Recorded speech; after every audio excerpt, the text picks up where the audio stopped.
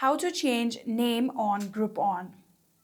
In order to change name on your Groupon, you'll have to open any of your browser. I'm going to go with Google, and then in here you'll have to search for www.groupon.com.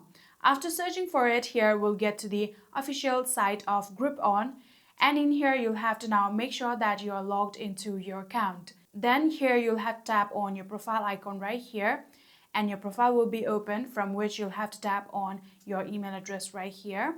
After doing that, here tap on personal info. After doing that, here you can see currently this is your first name and last name. If you want to change it, here all you need to do is simply change it. Just like this, here you can see I have changed my first name and also my last name. Now in here, if you haven't wrote down your birth date yet, you'll have to set up your birth date too. Just like this, here you can see I have done that, and now all you have to do is tap on Save Changes. And just like this, here you can see we have now successfully changed our name on Groupon.